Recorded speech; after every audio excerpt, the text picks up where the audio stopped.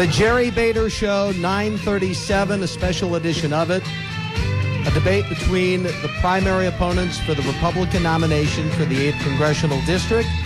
And to get in as many questions as we can, we'll get right back to things. Terry McCormick will answer the next question first, and it comes from Fox 11's Mark Leland. Thanks, Jerry. The federal deficit continues to soar. I think we're up to $1.5 trillion now. I wonder if you could offer us a meaningful way right now to shrink the deficit. Immediate answer is to stop spending. And we know that that wasn't one particular party or over the other.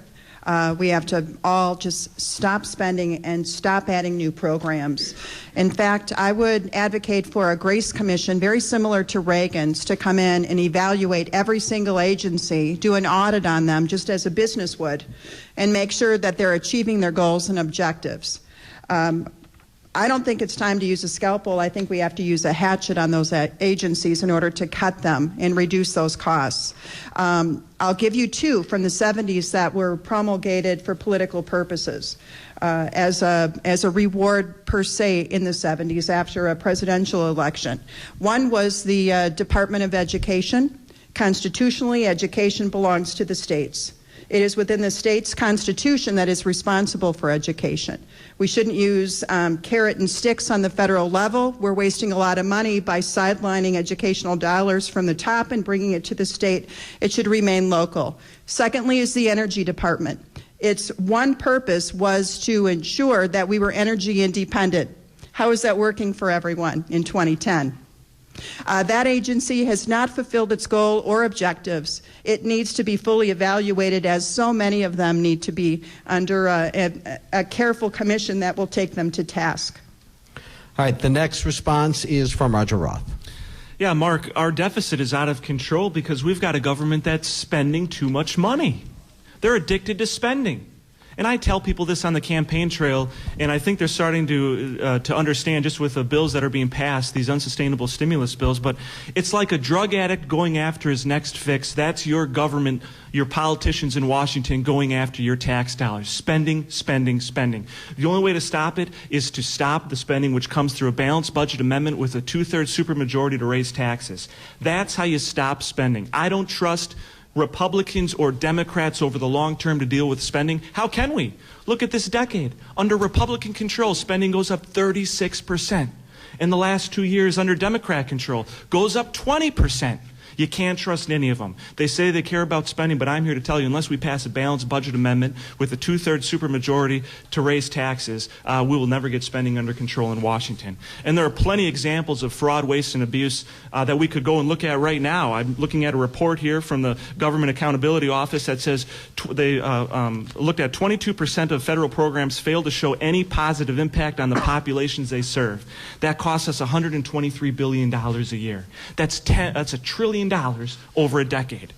I see here another GOA program says that there's duplication, 342 economic development programs, 130 programs serving disabled, 130 serving at-risk youth, 90 early child development programs, 75 programs funding international education. Roger, that's time. Well, you get the point. There's lots of ways I think that we can go about shrinking that deficit. All right, and final response on this from Reed Ribble.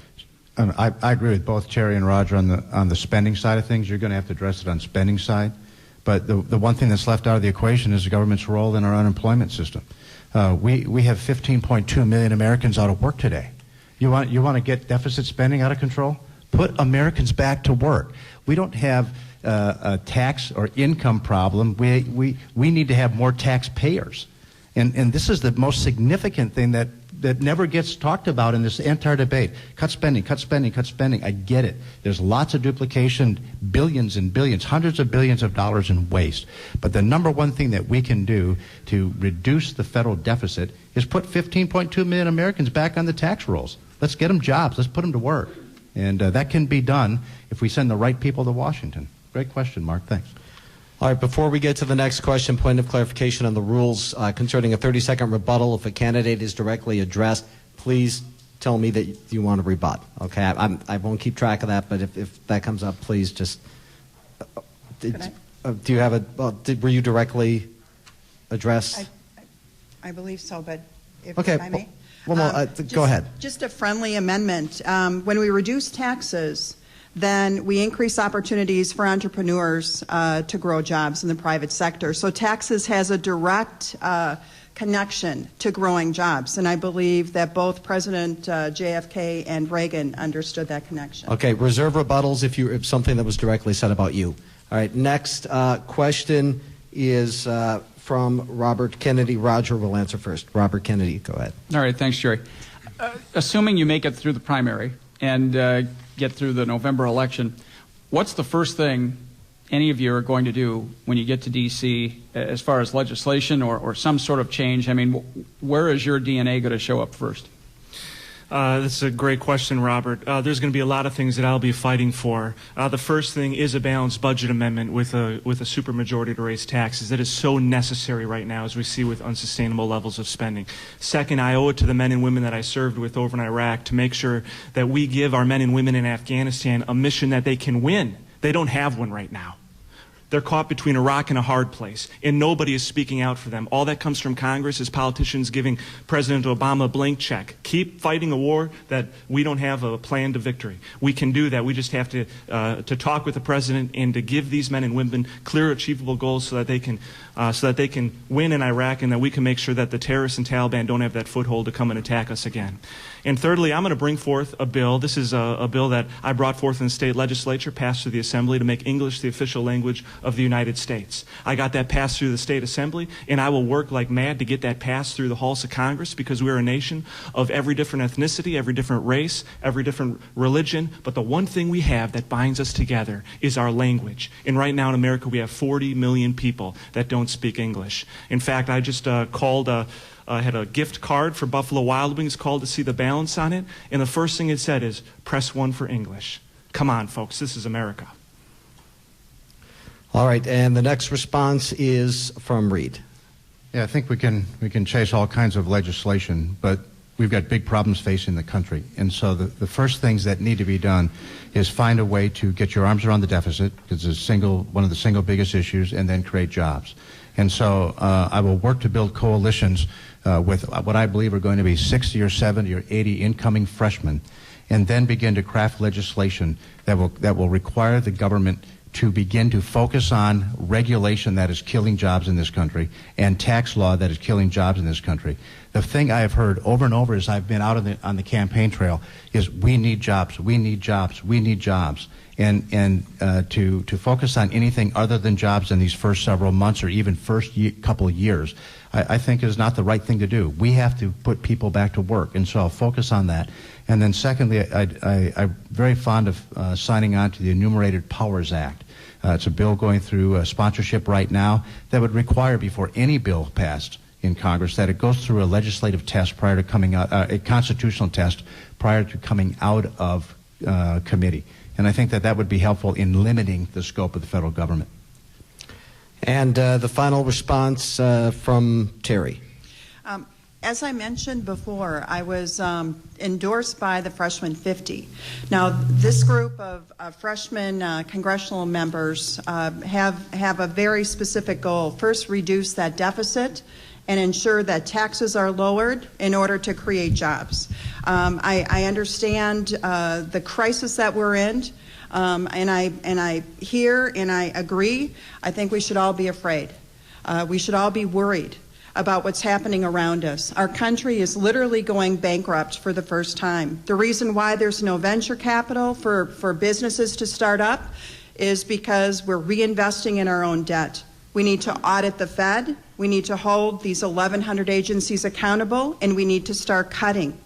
The only way to grow the private sector is if the government and the public sector does its job and make sure that every agency, including the Federal Reserve and the SEC, who, by the way, gave Bernie Madoff a free pass for quite a while and allowed him to get away with what he was doing, is because we weren't keeping our oversight function in the U.S. House. We need to make sure we're doing our job first and foremost, and then the private sector will do its job, and it will grow jobs once again. All right. Our next question will come from Robert Hornacek. The first respondent will be Reed. Robert, go ahead. Thank you, Jerry. You all just spoke about what you will do. You've spoken a lot about what you have done that you're proud of. I would like to ask you about some things you might not be so proud of. I would like you for you to specifically describe the biggest mistake you've ever made in your life, what you learned from it, and how it has affected your life going forward. Wow, I've made a lot of mistakes. I need to be a little thoughtful on that one. I've made enough mistakes that I might need to think about it a little bit. The biggest one, wow. I think the one that comes first to mind is during the 1990 and 91 recession. If those of you that are here old enough to remember those days, we were making some decisions in our business to try to address, and we didn't make those decisions fast enough. I believed that the recession was going to end quickly, and I miscalculated. It cost several families their jobs in my company, and I take that really personal. And those were things that a young businessman who's maybe not totally prepared to be in the business world yet often happens, that has real life consequences to real people. And my company nearly went bankrupt in 1990. And it was a very stressful time on my family and on those men and women who work for me. And I wish I had been a better manager at the time. Fortunately, with a little bit of God's grace and hard work by those folks that stayed with my company, we were able to rebuild it. But that was probably the biggest mistake I made. Next response from Terry McCormick. I think you always reflect on the balancing act that you need to have in public service. Certainly, when you have a family, when I was elected to the legislature, those 3 terms, you don't spend as much time with them, so I'm making up a lot of time. Was able to spend a lot of time with our 3 grandchildren, was able to spend a lot of time with our grown children. We have a daughter getting married tomorrow. I am just basking in the time that I can create for her. So it's important to put family first. Family, God, and country is the order that I put things. Whenever you don't have that straight, I think the rest of your life suffers. And I'm so thankful that I have it straight. And final response from Roger Roth. Well, there's certainly probably a plethora of mistakes that I've made in my life. I think we're all human. That speaks to our humanity. I will tell you, in the business world, there's nothing so drastic that it would have severely ended my business or caused me to suffer criminal charges or things like that, as far as speeding tickets and things of that nature. I will tell you this, though. The important thing, I think, to remember is that I haven't always lived up to the ideals of my faith, but I've certainly tried. And every day is a new day, and we look out there as we try and live up to the commandments. Christ said, love thy neighbor. And that's a hard thing to do. Anyone who says that they do that consistently, I think, is deceiving themselves. And I think that's probably the hardest thing for me right now. You're involved in a campaign, a lot of people saying a lot of things, but you just got to remember, hey, love thy neighbor. My grandfather always told me, every time he saw me a little down and out, is nothing so bad that it can't get worse. So I remember that, and we're going to keep on fighting here and keep on pushing through, but looking forward not to from learning from the things that I've done to make sure that I'm a better person, not only for my family, but in leading this district as well. Okay. Was that the final response on that? Did all 3? Okay. I told you I'd get lost at some point. I guaranteed it.